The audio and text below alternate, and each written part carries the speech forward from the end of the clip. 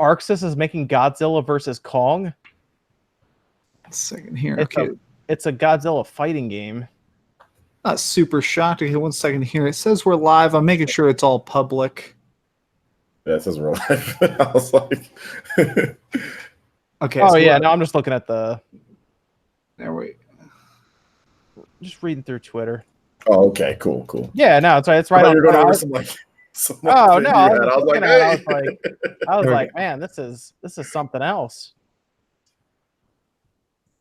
Okay. So I just made it live and public, so everybody should start coming in. I'm going to pull up chat.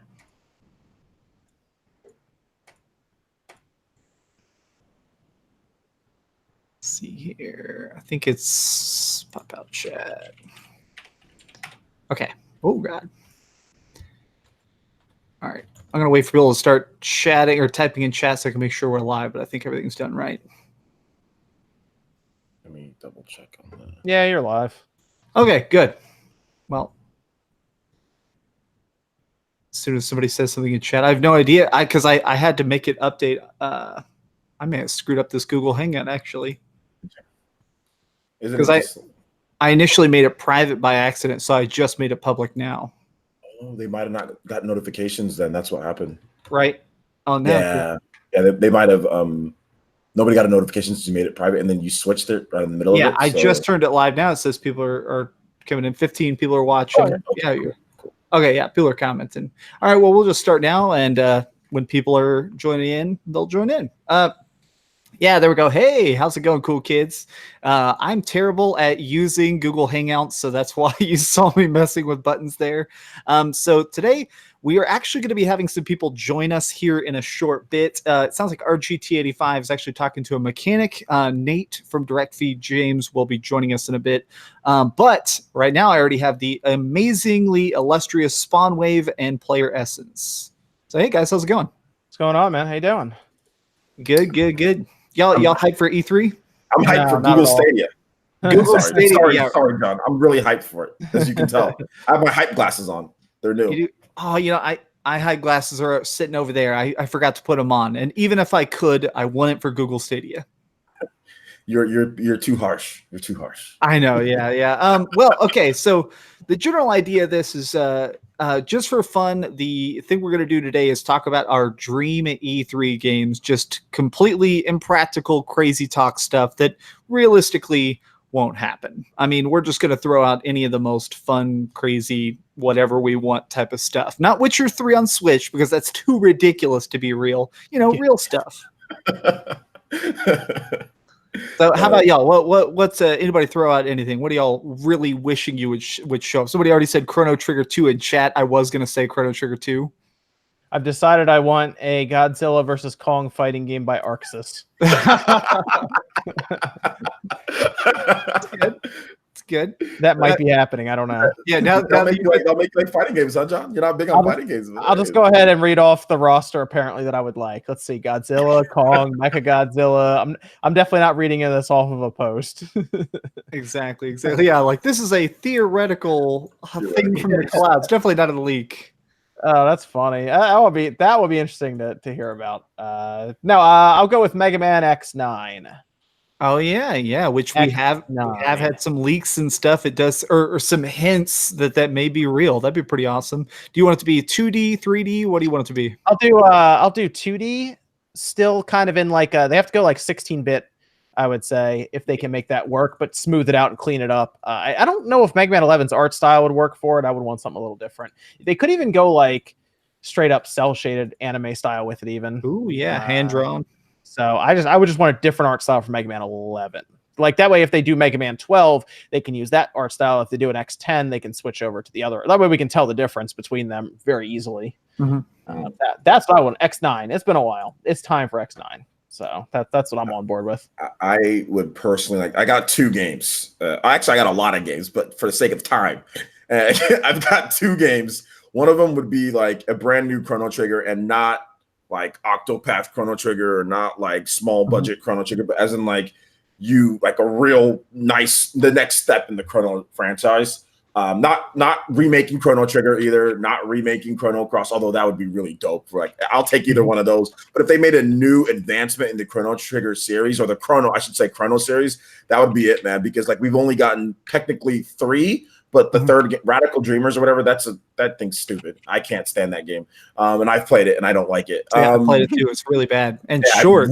It's short and it's freaking stupid. So I don't even count that. So there's only 2 games, and both of the games are literally like one of the best of games, best RPGs ever made. Both of them. You can easily put them in like a top 20 or top 30 list of RPGs ever made. Even Chrono Cross. Chrono Cross today still has a lot of mechanics that are better than a lot of RPGs. So that would be one of them. And then another one would probably be like something like Skies of Arcadia.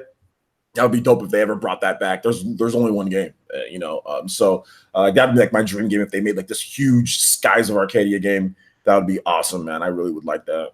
Yeah. Well, and DirectFeed Games, Nate, how's it going, man? Sorry, I just saw you joined in. Yeah, I just got here. Hey, Nate. On the topic of Skies of Arcadia, yeah, man, there was talk a million years ago when they made Skies of Arcadia 1. There was talk immediately of trying to do a Skies of Arcadia 2, and it was going to be called something weird. What do they call it? The rest of the world, something like it's called something else. We call it Skies of Arcadia here. But I was always excited about the idea of a Skies of Arcadia 2 because that universe is so great and it has 2 separate awesome combat systems in one. How about you, Nate? What is we're just throwing out random super preposterous dream games you wish would be at E3? Oh God. Mother 4. You could do it. Yeah, if I actually cared about Mother, maybe I would say that, but wild game. A HD version of the Super Nintendo version of Teenage Mutant Ninja Turtles: Turtles in Time. Dude, good choice. Not that terrible version. No, not that terrible version. They botched that release. I remember I was so excited for that game before it came out, and then it came out, and I was just like really annoyed. That game could have been so good. What is it? I never even heard of this. What was it? Turtles Reshelled. I think they pulled it down. I don't think you can get it anymore. But I did buy it though, so I bet you I could re-download it on my 360 if I fired it up. But it was basically Turtles in Time, and they took it, made it like 2D, 3D kind of, and it just wasn't very good. Oh, yeah, it looks so bad. Yeah, they changed some of the characters too. Instead of having like Bebop and Rocksteady, I think they had Tokar and Razor, and they just made minor changes that really altered how fun the game was, and it wasn't for the best. It ruined the game.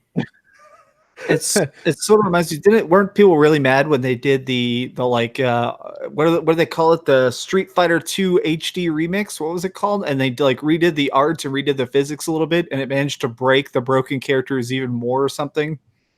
That game's been remade so many times. Right. Any number of times it's been remade. I literally have like 6 versions across like different systems, Genesis and all that. So are you talking about the one on the Super HD Turbo? Yes, that was on 360. Yeah, PS3 and 360. Yeah, that game has a host of issues. The online in that game is funny because it uses a lag smoothing system. So instead of the game pausing, it just skips. It's like Splatoon, or it's like something like that, to where your fighter when there's lag, they just teleport all over the place. It was awesome. It was great.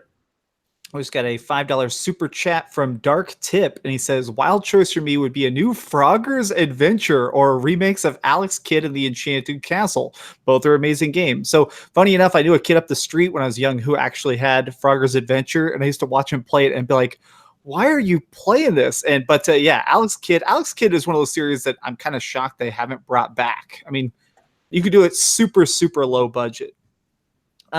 I guess for my preposterous thing that I would absolutely love to see is I would really, really love Silent Hill to come back. Like, I'm sad that Silent Hills was canceled, but even just a remake. Like, I've seen some people talking about how Konami still has developers. They're just not doing much right now. Konami actually still exists in pretty much their current form. They're just not creating anything except crappy pachinko machines and stuff. So it's like, maybe they could still churn out something that isn't Metal Gear Survive. I like the idea of them doing like something called like Silent Hill Reawakened, and they like do a full beat for beat remake, Silent Hill remake style to Silent Hill 1, or like what they did with Resident Evil 2 remake. Do that with Silent Hill 1. Yeah, that would be That would be cool if they did. The problem is we have to hope that Konami cares all of a sudden about games. Right. Like to the point where they're willing to dump actual money in for development. But I mean, they haven't even done things like taken their legacy Metal Gear games and moved them around, like Metal Gear Solid Collection to like the Switch, where it would probably sell fairly well for cheap. I mean, I have no faith in Konami is my problem right now. I'm ready to give Konami some benefit of the doubt with their legacy collections that we're seeing with the Contra collection, we're seeing with the arcade collection, the Castlevania collection. I think they're gearing up to become a big factor in the video game industry again, and not just pachinko machines. I think, maybe this year and then 2020, we're really going to see them starting to use some of those franchises that made them such a powerhouse. We're going to see, there's been rumors of a new Contra due to that product listing, though it's probably just the collection. But I mean, if they come back with, a new Contra, all of a sudden, maybe you see a new Metal Gear game, then another Silent Hill, a Castlevania, Konami. I think Konami's on the up and up. It's a new Metal Gear game. Yeah, well, there's been that thing forever that's been floating around, Metal Gear Project Zero or whatever, and nobody knows what that is. The rumor is it might be a remake or it might be some weird prequel that doesn't have Snake at all or something. And I'd be down for that. Like, give us more stuff in the Metal Gear universe. Like, what is it, Revengeance? Like, just Konami, give us good Metal Gear stuff. For Konami, also, Castlevania. I definitely think Castlevania is good. The Castlevania on Switch, I'm hoping we get like a real one instead of just a collection. Hold on, we just got a $2 super chat from Eric Chokin. He said Baldur's Gate Dark Alliance or Gauntlet Legends. Yeah, I would love for both those to come back. I love any of those like top-down isometric dungeon crawler adventure games. And people in chat keep asking about RGT85. He said he would join us. I'm sorry, I put his name in the title and he didn't show up, so I am a bad host. You're a bad host because he didn't show up. Yeah, because he didn't show up. I think he's getting his car fixed or something. He'll probably show up. He is. Yeah, this is just our little mini Spawncast purely for fun. Well, I guess we'll just BS about some random stuff for fun here. So how much does everybody love the Stadia? Aren't y'all super excited for the Stadia? I love it so much I bought 2. Well, I just tweeted out an article that says from PC Gamer, it says Stadia 4K streaming will use up 1 terabyte of data in 65 hours. Jesus. Wow. So that's my data. That's my data cap for Comcast for the entire month, by the way. Oh, you have a data cap, John? Well, they don't tell you, but yeah, I do. They don't tell you until you get close to it. The hidden data cap. Oh, okay, yeah. Oh, well, yeah, everybody's got hidden data caps, even though it's like, oh yeah, unlimited. No, I know it's 1 terabyte though. They don't say it, but I know because I think 1 month I came close to it, and they sent me an email. They're like, "Hey, you're getting pretty close to that 1 terabyte cap that we didn't tell you about. So why don't you relax a little bit?" Stadia is a disaster. Oh man, it is. It is though. There's no real defense of it. It's for people who don't have a PS4 or an Xbox One or a capable PC to say, "Oh, well, I can play Destiny on my PC without having, high-end hardware." But at the same time, if I'm going to have interest in Destiny, the odds of me having a PS4 or an Xbox One or even PC, because they keep trying to push this, it has cross saves. Well, that means I've already played it. So where's the appeal of me spending $25 for the Founders Edition, $10 a month, so I can get Destiny for free? They're giving away Destiny 2 for free for like the last year. You could have walked into Best Buy last year and bought a game, and they gave you Destiny 2 with it. Yeah. Can you put some respect on Destiny's name? No. Jesus Christ. Deserve respect. Okay. Well, I think has control of it now though, and they're moving it to Steam. I think I will say that in the defense of Destiny, even though I personally don't really care for it very much, the developers have stuck with it. They keep trying to improve it. They keep the fan base very, very happy, even though at one point they apparently destroyed all the best guns in the game. They did a patch that nerfed everything. At least they're sticking with it. It's kind of crazy, but I don't know. The whole Stadia thing seems like future tech. I think in 10 years, this stuff will be great, but trying to roll it out now just seems like way too far. I think their biggest mistake with Stadia is that it's not a subscription service. I have to buy games that I do not own. Yeah, that's a good point. I think that's why xCloud is actually do better, is because Game Pass is there. Yeah, if it was a case of I buy the game on Stadia and I can still play it natively on my PC, it would be okay. But the fact that I could spend $60 on, we'll say, Doom Eternal, and it's pure streaming, Well, now all of a sudden I'm getting close to my data cap.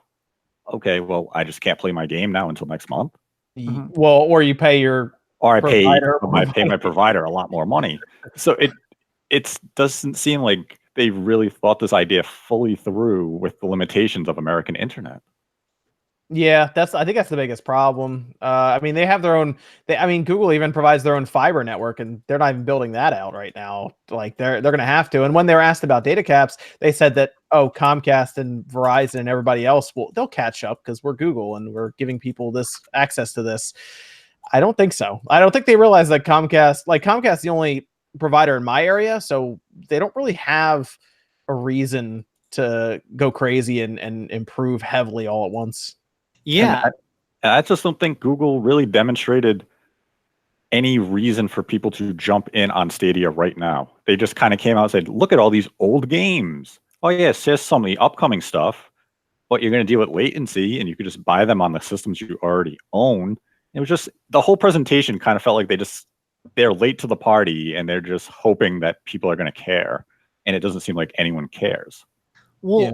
So something I feel like a lot of people don't understand that I think is very important here is a lot of subscription-based services barely stay afloat. Like Netflix spends 90% of its budget. Like every year, Netflix makes billions of dollars. They lose money. Yeah, and then they spend billions of dollars making those shows. Tons and tons of those shows flop, but some of them succeed. And that's the cycle, actually, is you're trying to increase your company value. And honestly, I think that this is an experiment to make Google more valuable. They don't care about actually making a good product. Yeah, and that's the problem with Google is they abandoned so many of their projects. Is why should I have any faith that Stadia is going to be something that's around in 5 years? If it's here by 2022, I would consider that a miracle. Yeah, I'm going to give it about 2 years before they decide to either keep it or pull the plug.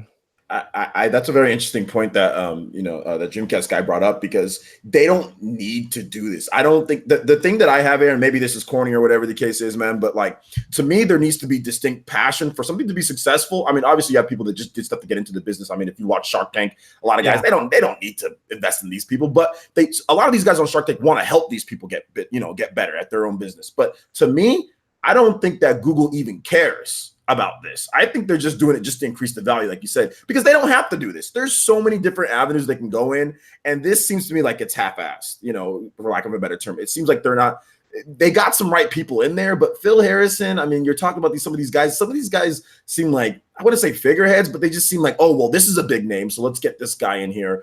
They didn't talk about games enough. Where are the actual exclusives? You got to bring some exclusives to this thing, right? To get people more excited or interested. They had one that you can talk about, and then they had a CG trailer for Baldur's Gate. I mean, to me, there's no passion behind this. Let's just do this to increase our market value, So I think that's what this is. Let's get it. The gaming's big. We can make ourselves be Google, YouTube. We can make ourselves be a lot more popular if we do this. I don't think there's a lot of passion behind this, in my opinion. And Baldur's Gate you can play on your PC soon, and then I bet you in a year or so they'll be on consoles. Yeah. Well, and the whole thing is, passion is the name of the game. Like something that I think was really, really interesting of current, like recent stuff that really got a bunch of headlines was, remember the weird guy who brought out Yarny on stage for Unraveled, and like this dude was so happy he was about to cry that people were looking at his game, or the dude who actually did cry when they were talking about Mario plus Rabbids Kingdom Battle. They showed the director, and he's literally just like so proud that Nintendo even allowed him to make an official Mario game. To be fair, he got to have meetings with like Miyamoto and stuff. So. I know, right? I'd be volunteer. I'm like, thank you, Dr. Mario, real life. But that's the whole thing is those things get people excited. It's not just billionaires on screen reading off a teleprompter about bit rates. Yeah, they also they went the wrong direction too, though. What they should have done is they should have introduced the free service first and then introduced the 4K service like later. Like the free service should launch first and then the 4K service should launch. What does the free service do though? It's like basically nothing. But free service is just you go onto your browser and you want to play the game and you play. Yeah. It's 1080. It's the game. Yeah, and it's probably going to be ad serviced as well. It's probably going to be one of those things where you can play like games that are 2 years old for free in your browser, but every like hour you're going to have to watch that free service looks horrible. It looks, I know it's free, whatever, but it looks horrible because it's like you don't get, because like at least with the pro, right, or the pro service, you get free games you get games added into where you can play and you can download. So there's going to be games that are, they say, regularly put in there, but this free, like, you just got to buy the games. I don't understand that. Like, we've seen with people who like, because like this is going after the people who like smartphone stuff too, right? Maybe smartphone, they want to advance a little bit more. It's like, so are these people really going to go there and buy on the free service? Are you really going to go there and buy games off of a streaming service that you can stream? That sounds absolutely preposterous to me. Sit there and spend money on this. They need to make some deals with free-to-play games like Apex Legends and stuff like that. They need to start figuring that out. Fortnite. Them not having Fortnite in this presentation was already a huge blunder. Yeah. Fortnite, that makes no sense, because if the service is free, Fortnite's free. So if you fire up your browser, it could say, hey, play Fortnite right now, and you hit the button and it just takes you into Fortnite. Like, that actually makes sense if they launch like that with some free stuff. Or I'm sorry, you know what, you invest in a game and you get the rights so that it's free on launch day for your people, whether it's Assassin's Creed, right? Like how they did that for like the beta, or they go get another popular game that's maybe a little older, but not like super old. Like they could have grabbed, I don't know, what could they have got? The older Doom, one of the older Tomb Raiders. I mean, they're doing a full Tomb Raider trilogy.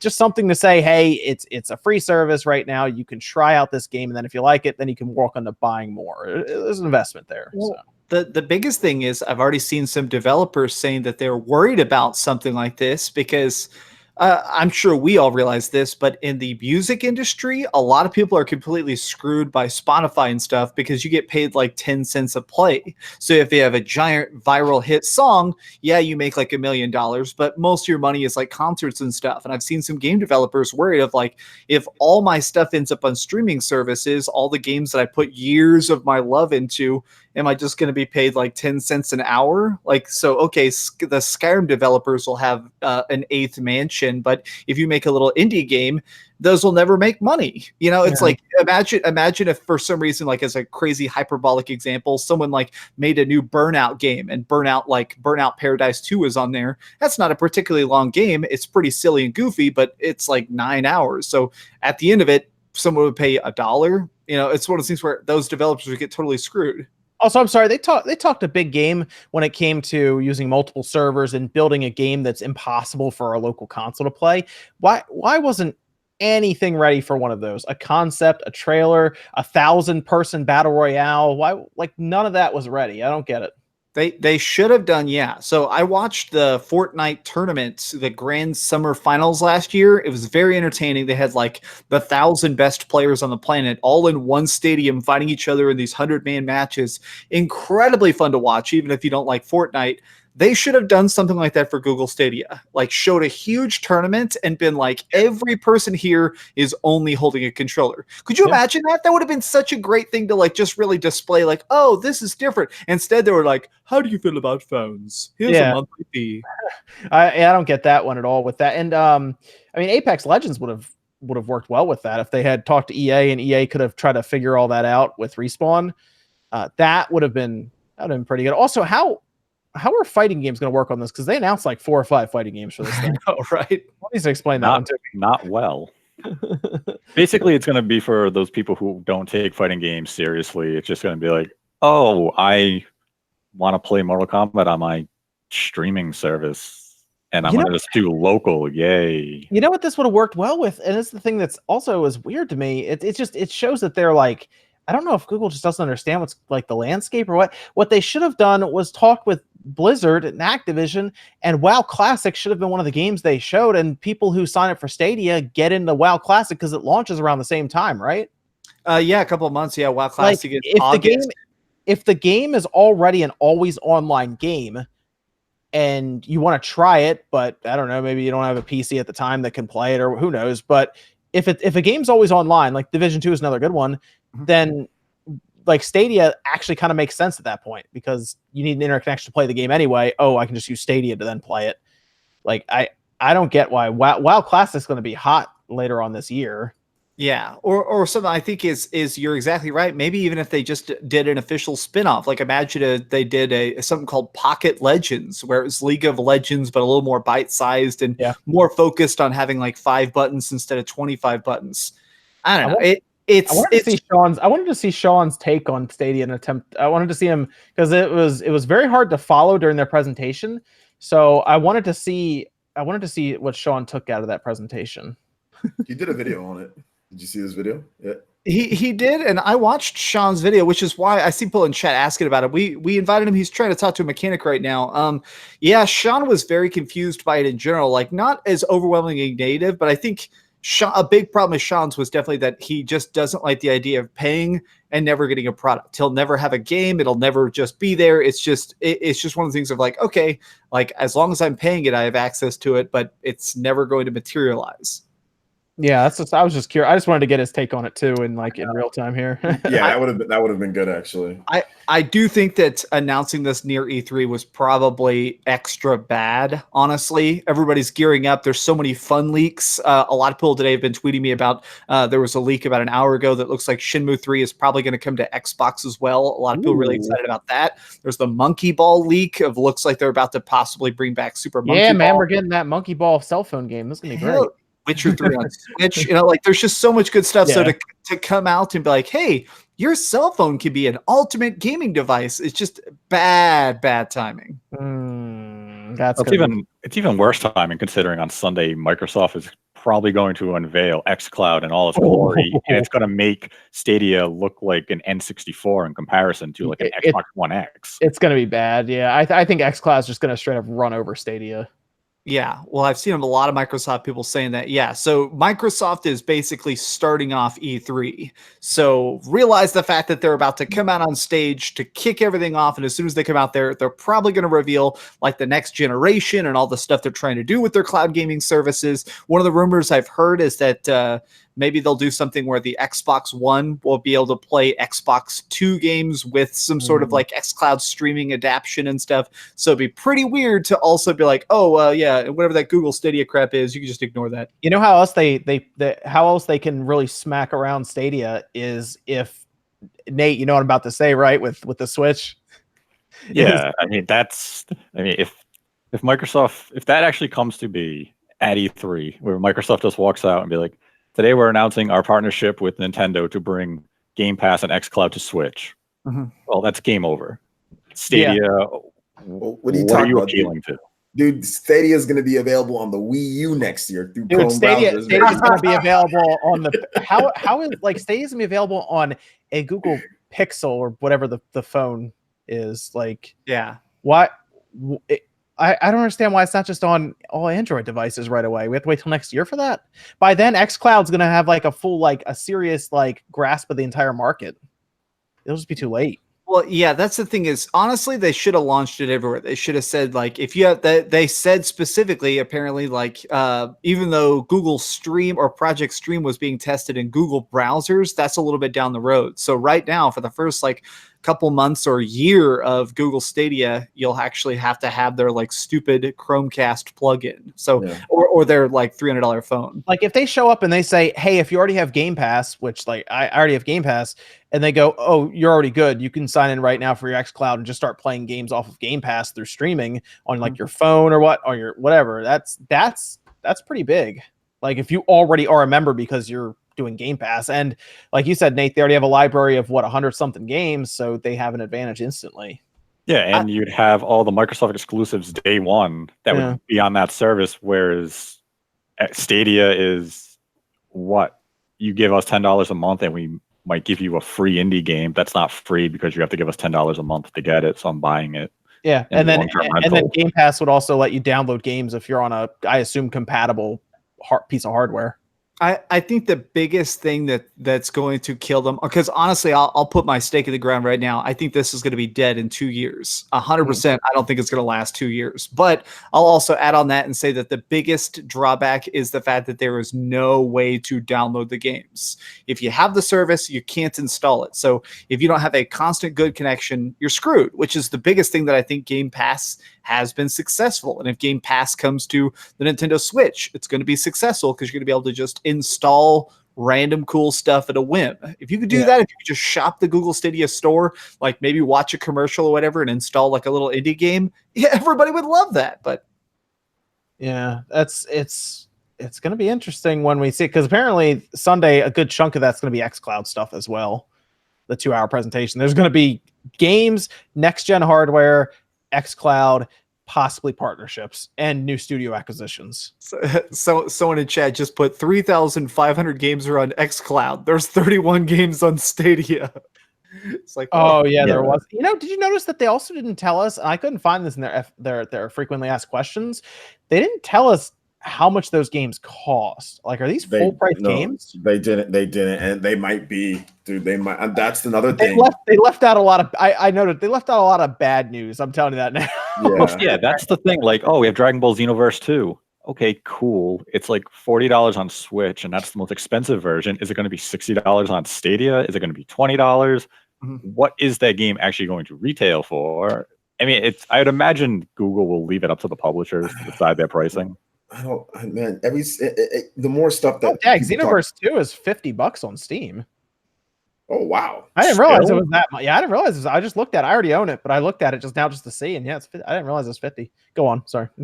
Oh no problem. That's actually interesting that it is. I know it's cheaper on PS4 and Xbox One. Oh yeah, you can find that dirt cheap at like GameStops and stuff easily. But man, this whole thing about buying games and just streaming and like that's just so awkward to me, man. Like I can understand like a subscription, but it's just so awkward with that. But I mean, like I don't know. Are we still talking about Dream Games too? I don't want to. Yeah, no, please. Yeah. Let's sum it up. Let's talk a little bit more about just random Dream Games of E3, and we'll end it here in about 15-20 minutes. Oh really? That's it? Yeah, I just figured we do a little fun hour-long one, kind of talk about good stuff, just so it's nice and focused, and we're not doing like a 2-hour podcast. Oh, okay, cool. OJ about to go on a 5-hour stream over here, man. Yeah, no, he's like, keep it running. I saw your tweet about how like 2 companies claimed like 3 minutes of your stream, and you said it was like 4.5 hours long, and I was like, yeah, that sounds like YouTube right there. Yeah, dude, what the hell, man? Like the Pokemon company was out in force the other day, man. Sony claiming they claimed the theme music for the original Pokemon series, man. When I did a karaoke, because I'm stupid, because I did karaoke with people on stream with the original Pokemon theme music, and Sony comes in, oh no, I'll take that. Like, you gotta be kidding me. You see, there's like something that's apparently about to be introduced where when a company tries to claim your video, they have to say like the exact second that their content appeared. So if you do a 5-hour stream, they actually have to like skim through the 5 hours. I'm gonna be straight up. I need to start having, for a few things with claims, I need a copy of a driver's license uploaded with it. I'm serious. I need identification uploaded with it. I need basically everything so that if it is bad enough, let's say they claim like, all right, so think of like, I guess one of the most viral YouTubers on here, like Mr. Beast, for example, who was tweeting about at one point that he was getting claims on videos that were getting like 15 million views or whatever. Mm-hmm. That's not a little bit of money. So if I'm him,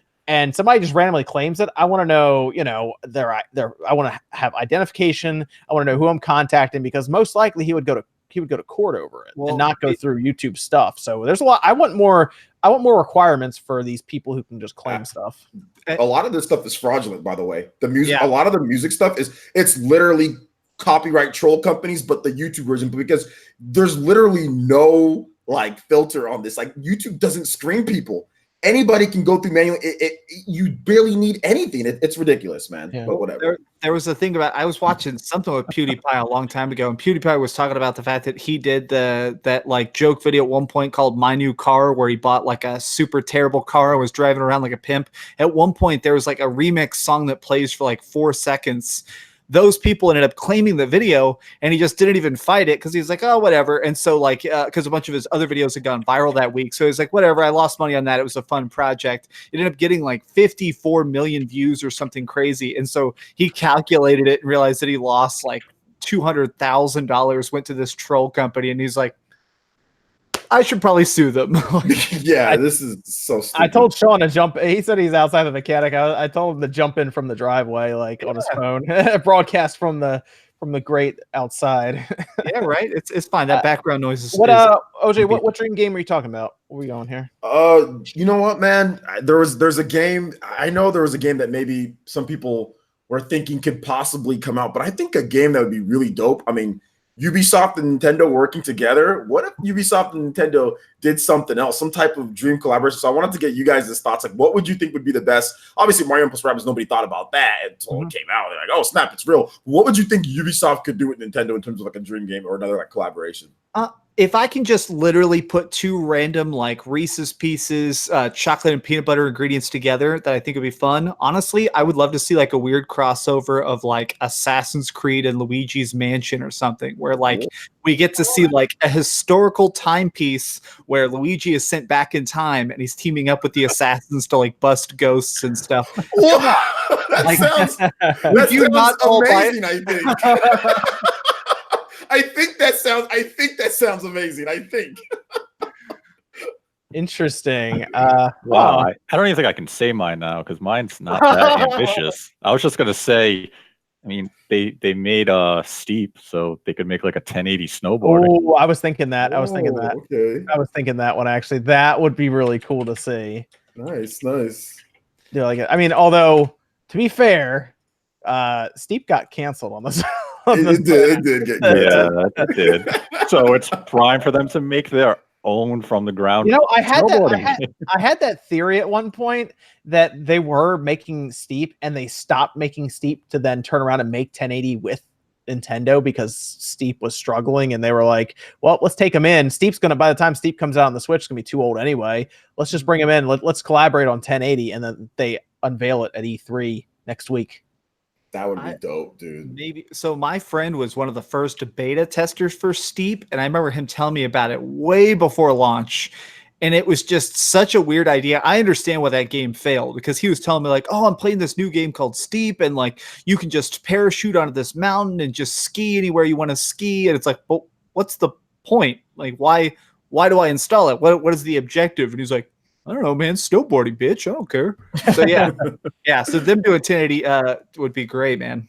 Yeah, that would be really neat to see that. I also honestly, if who owns SSX? Is that EA? Yeah, it's EA, right? Yeah. How about they just do a new one or one that's not like let's get tricky and just do a remake of that or something. I saw that in the chat. That's a good one by Chasing Perspective. Or if they just make a new one. I don't know because they want to dress it up as games as a service. So I don't know. I guess they could sell people snowboards for like microtransactions and stuff. Yeah, as long as it has a good soundtrack. Honestly, I'll buy it even if it's predatory. Like the old SXX games were super famous for just how freaking good their music was. The music was good. Yeah, I love that. That was EA Big, right? Where they were like EA Big, and I missed that logo. That was the best part of the commercials, right at the end when they just smashed the big logo in. Right. It was great. I really liked NBA Street. That's like my favorite. That was an EA Big. And NBA Street Volume 2 was like a breakthrough in like arcade basketball. To me, it was like the NBA Jam for all of the teenagers in the 2000s, right? Like it was like our NBA Jam. Whereas NBA Jam for most of us, like when we were kids, this was the NBA Jam for everybody at this point. You know, it was fantastic. So that, and also even NFL Street, that wasn't as popular as NBA Street, but it was still real. NFL Street was still really good. It had online play, had all sorts of great. NFL Street I think that game is underrated in terms of how good that game is. I think it sold really well because when I was in like the used game business for a bit, I would see that box art of the dudes tackling each other on the pavement all the time. So clearly, it sold it up millions of copies that they were floating around everywhere. It's sold okay. So another dream game I want to see is a sequel to Conker's Bad Fur Day. Right? Yeah. What was the one that was talked about at one point where they said that they had like a sketched out plan at one point for Conker's? That got me thinking about it. It was like Conker's, like Other Bad Day, or it was something. I think it was called Worst Day. But and I loved the idea of that. That would be cool. Or honestly, not as much a game, but a collaboration where you see. Like we saw Miyamoto up on Ubisoft stage one year. What if he showed up on Microsoft stage? We talked about that a bit too. Have him show up there with like a bit of a or Doug. I guess it'd be Doug Bowser, wouldn't it? For like the American side. I mean, I feel like Miyamoto would be more iconic to have him because we don't have Reggie anymore. So I guess the next one for that would be Miyamoto. It would be. I think that they're trying to wheel Miyamoto out a lot less since they know he's about to retire soon. I think they're trying to realize, okay, we got to weaken the Miyamoto brand. We used it for 30 years. He's more like an advisor role now. So yeah. Shane O'Sullivan just donated $5 and said, "Any hype for Jack 4?" Anybody hype? Who would? I mean, who would develop it? I mean, make it Naughty Dog still. I mean, Would it be Naughty Dog? You think so? yeah, why not? Screw it. I don't know if Naughty Dog can handle that type of game anymore. They've gone so mature and gritty. I can't see them going to like this colorful, lackadaisical, fun setting anymore. Who's the other? The other one is I mean, Who You Called's done some work, right? Ready at Dawn. They did work on Daxter, didn't they? Back on the PSP, and they did The Order. So they've been. Yeah, I don't think Sony's working with them anymore after. Oh, really? Oh, okay, gotcha. I think there's bad blood between them since then. Really? Oh man. Maybe a bit. On a more serious one that I do really hope is, I do hope that we hear something about Final Fantasy 16, and I'm serious about that. I think that people need to have their confidence brought back. A lot of people were upset about Final Fantasy 15 and the fact that it got 18 million expansions and multiplayer and a book. There's actually a Final Fantasy 15 book now. And they've done some interviews where they talked about the fact that there will be a Final Fantasy 16. It will be single player. They said that they've written some music. So I think just coming out on stage, even if they don't even have a logo, I think coming out on stage and just being like, 16 is a game, I'd be thrilled. That'd be funny. 16's a game. 16. Yeah. I don't know. Just the number 16 is super legit. I just think Square's weird about that because, like, remember when the build up to Kingdom Hearts, they didn't want to talk about Final Fantasy VII Remake at all. They didn't want people to take pictures at an art gallery for it because they didn't want to overshadow that. So I feel like they're going to show up to their event and they're not going to talk about anything related to Final Fantasy outside of 7 Remake, unfortunately, just because the way they are. But the good news is I think Remake is going to come, at least the first chapter or first half. I think it'll be out within the year. So like this will be the last E3 before at least one of them launches, I think. Yeah, hold on a second. We got another $5 super chat. Kuro Tensuru 91 said, would love to see a crossover of Splinter Cell and Metal Gear Solid. Yeah, that would be a good one. And also, El Comanche in chat keeps saying new Soul Reaver. Yeah, I would love to see a gritty Soul Reaver. Honestly, more than even Jack and Daxter coming back, I would love to just see a really gritty Soul Reaver. I feel like that's definitely a time. Yeah. Well, I was gonna say because they've had Snake and Sam Fisher like reference each other. Yes, absolutely. Stuff. Yeah, that would be cool if they just did a nice little like payoff there for the fans. Well, like whenever there's a new Splinter Cell in development, and I'm sure they'll reference Snake again. So I would like to see that. That'd be fun. Or if Konami does another Metal Gear Solid game of some kind, they do that. Yeah, well, and also, let's face it, that could be the way that Konami wins us back. Like 100% is if they came out and did like an actual full official game that's like Splinter Cell meets Metal Gear Solid, like Splinter Solid, and have them team up and do a full thing together. That would be legit. People would buy the hell out of it, and Konami would be like, all right, good, we got him back. I think Sean's going to be jumping in soon. He said some kind of food and smokes. I don't think Sean's concept of time is very good. Yeah, 7 minutes ago he said he'd join in 5 minutes. So he's getting DoorDash. I'm curious what he got. So I'll ask him when he gets here what he got for food. Yeah. Well, chat this. Holy crap! Y'all are really joining. This is definitely my biggest stream ever by a big degree. We're almost at 1,000 viewers. Thank you everybody who is here chatting, who's super chatting, who's everything. This is by far my biggest stream ever. Holy heck! Hello everybody. Someone said Fallout on Switch. Yeah, I would absolutely love as a dream game. I would absolutely love Fallout 3 Remastered. You think they're going to do a remaster of Fallout 3? Yes, absolutely. Even if they don't know it yet, yes. Oh, absolutely. Oh, okay, cool. I think that would actually. I think fans would not necessarily forgive them for Fallout 76 for that, but I think they'd be a bit happier. They'd come back a little bit, from that. Fallout fans are like. They have short memories. Yeah. It's best to walk into E3 this week and be like, here's Fallout 5 or whatever number we're up to. And it looks good. People wouldn't even remember 76 happened. They'd be like, new Fallout. No, I think they're going to remind them because they're going to have some kind of content there for Fallout 76. I do not think so. I watched that like 2 hour, the whole 2 hour thing. I watched it yesterday, the 2 hour interview with Todd Howard, it's weird. Like clearly, even they did not care about Fallout 76. It's so weird. I don't get that whole thing. I just like damaged their reputation badly. Well, and what's funny is that they knew it. Like I watched the whole interview, and the context, the people take that line out, just that one line where they're like, he's like, oh, we knew it wouldn't get a great Metacritic rating, but we released it anyways. In the bigger context, it's even worse because he talks about like as they were ramping up, they realized that it was unfinished, and they thought, oh, well, it'll be a journey. We can just release it now and keep fixing it and fixing it and fixing it.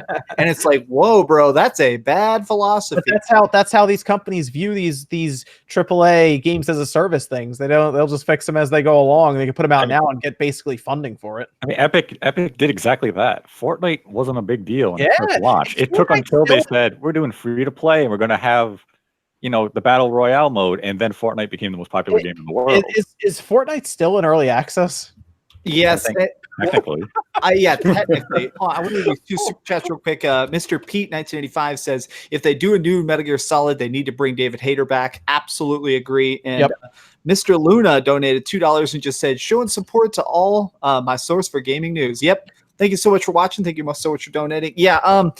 We need Michael Ironside. We need Ironside for Splinter Cell also. Yes, absolutely. We need Ironside. What's funny is I played the first version. I actually played Fortnite at launch. I have a video up of I did one of the first reviews on it, and it was so bad. It was so clunky and weird, and so it's funny that then they just decided to completely overhaul it, make it a complete ripoff of PUBG, and it just blew up and made them billions and billions. Yeah. No, we need a Splinter Cell reboot. That's what we need. Yes, Splinter Cell reboot, because they messed up this. They kept messing with the story for the past couple. So I think they need a reboot on that. Yeah. Yes. Make it like Chaos Theory. There you go. Chaos Theory. That's the one. There better be a Splinter Cell at E3. If there's not a Splinter Cell at E3, I'm gonna be really annoyed. They're going to. I think my only thing is, man, Michael Ironside is real old. Nate's already laughing because he knows there's not going to be a Splinter Cell there. Like, you just have this weird expectation. There's no reason to expect it to be there. There's no reason to expect anything at E3. Let's be real. A lot of the companies are pretty transparent with what they're going to bring at this point. Dude, they're showing up with a roller derby game. Yeah, but that wasn't supposed to leak. And it's also not a big deal. Even they're going to put it out there like, yeah, it's roller derby. We know you don't care. We don't really care either. Look, roller derby dancers on stage, and this girl has girlwood. Yeah, we're Girlwood. Girlwood. All right, let me just rename the stream Girlwood. There we go. But who was expecting that? It's like everyone wants Splinter Cell. Make Splinter Cell. Yeah, but you're going to get Ghost Recon instead this year. I don't care. You're supposed to care. That's your fault for not caring. I want roller derby. I'll play Ghost Recon because now we can actually cut the fences. So I'll play Ghost Recon, but I want Splinter Cell. That Ghost Recon. I was not won over to that new Ghost Recon until they showed it today. And that was the thing during the Stadia reveal. I was like, man, these games look great. I'm never going to play them on Stadia. That's the problem. They were like, this is awesome. I'll just download these games and play them on my Xbox. Maybe they'll give us a remaster of Prince of Persia.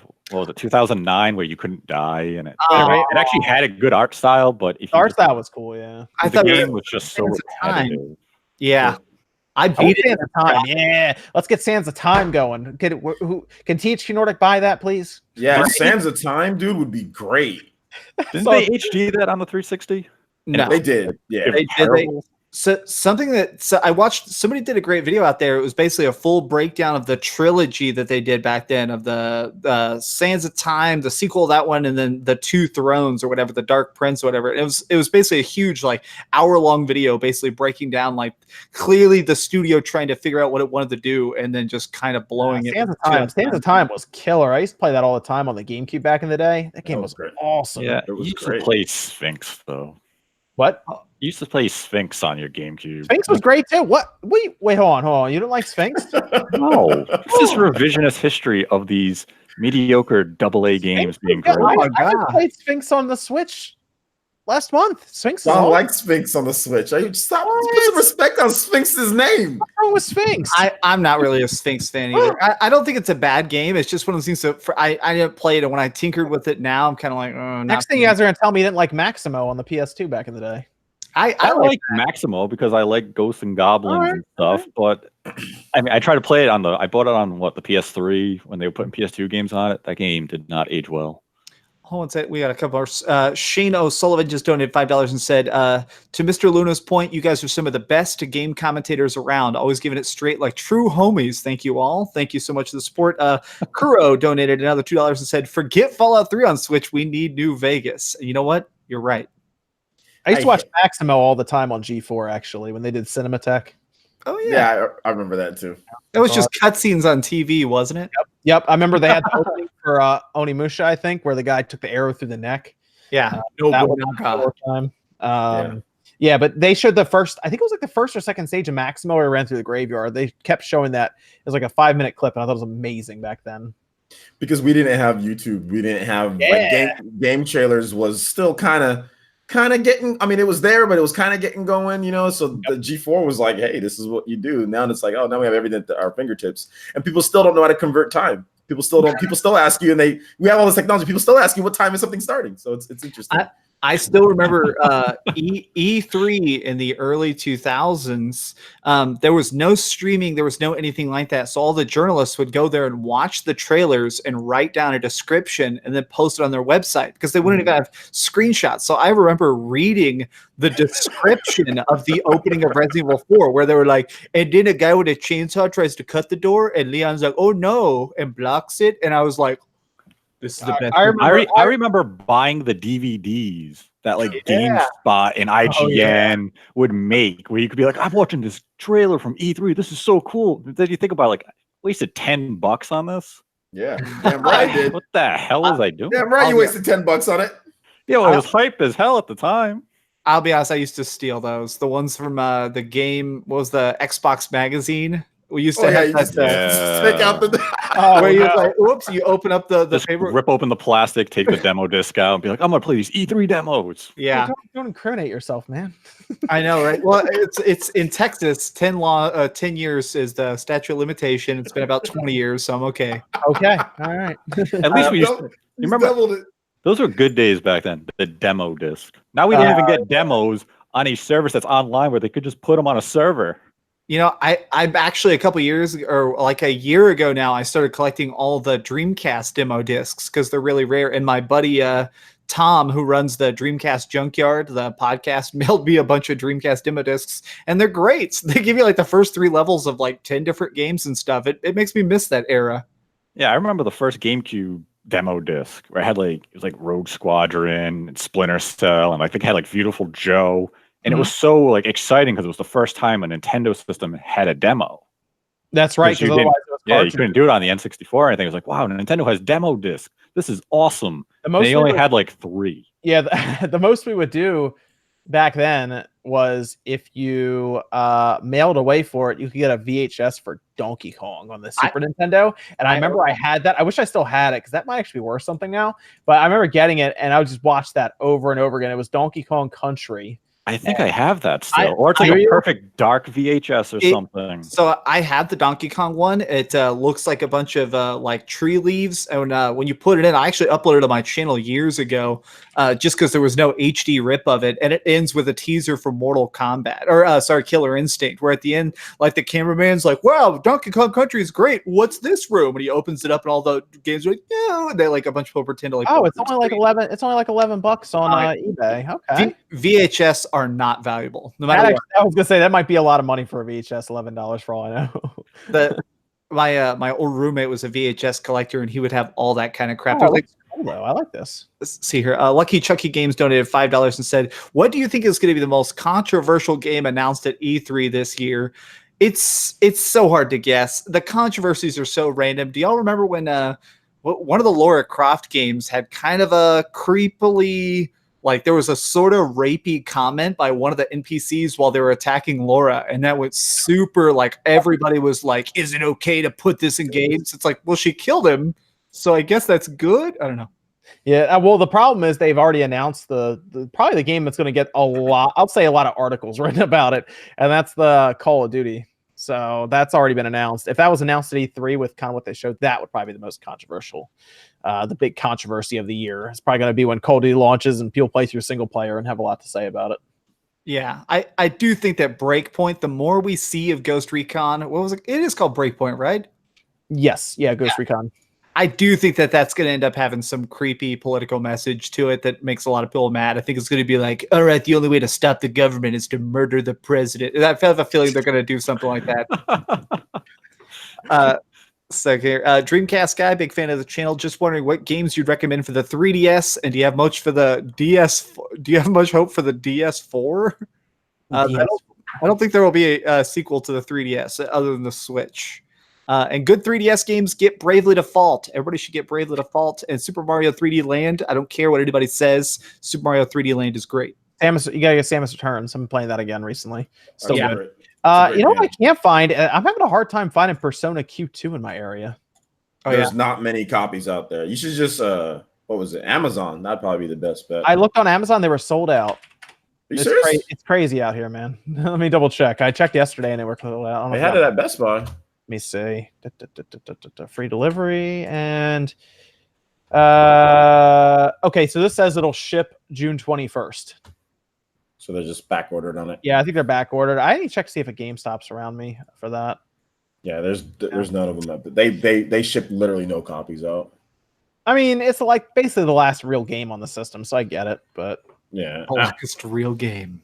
I mean, yeah, it's just it takes them so long to bring out some of these games, like and bring them over to the West. Like platforms die in between the time period when they're announced and when they release. What was it? Catherine, Full Body. Yeah, that was announced when PS Vita was somewhat alive, and then by the time it's ready to go here in the West, the platform's completely dead. They're like, oh well, oops. I was going to say that about Bloodstained Ritual of the Night, how they announced that as like a Wii U and Vita game practically, and now all those are dead. And they're like, all right, everything's going to be on Switch, PS4, and maybe PS5. Is it coming to Stadia, though?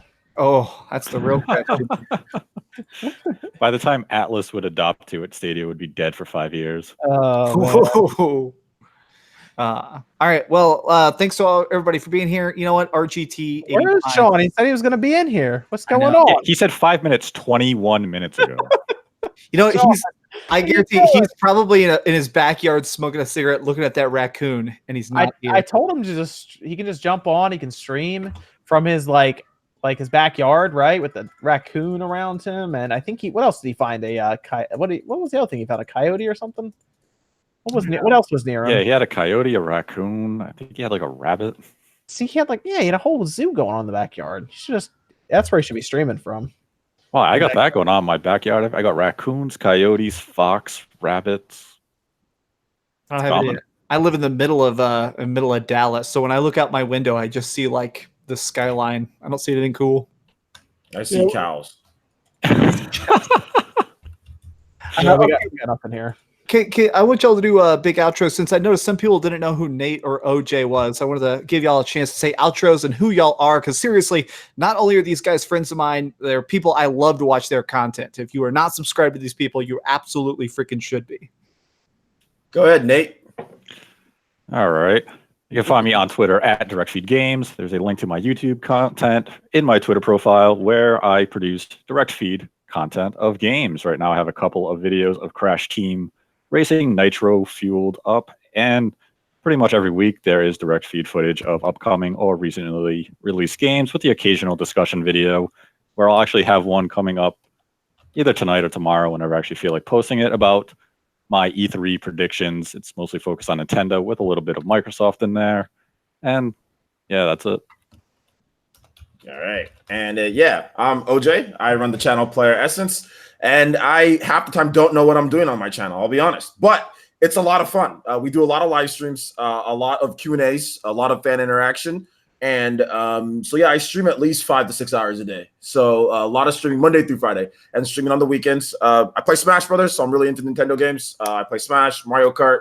I'm into Fire Emblem, RPGs. I love like all sorts of RPGs on any system. So that's what I cover mostly. I do edited content as well.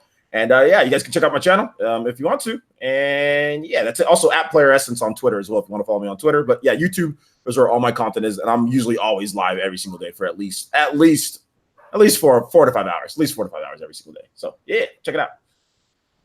Yes, you can find me on SpawnWave Media. I put videos out every morning. Come on by and watch them. If you want to watch me make fun of Stadia for about 15 minutes, there's a video up now doing that. You can come see that. And that's about it. That's about it. Cool. Well, thank you everybody for watching, and be sure to all flood over to RGT85's channel and call him a loser for not showing up, and tell him to buy a Pro controller. Yeah, where's that Pro controller? This dude.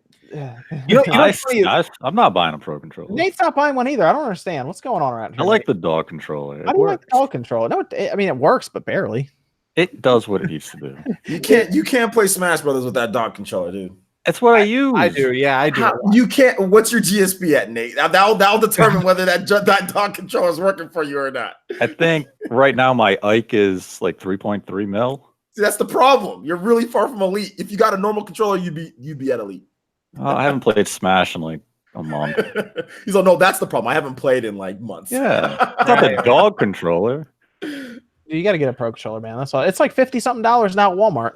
That's still $20 too high. What? Dude, That's why I'll be honest. I bought mine with the Smash Collector's Edition. That way, I'd technically be getting a cheap Pro controller and a good game. So no regrets. Okay. All right, cool. Thanks so much, everybody, for watching. Peace.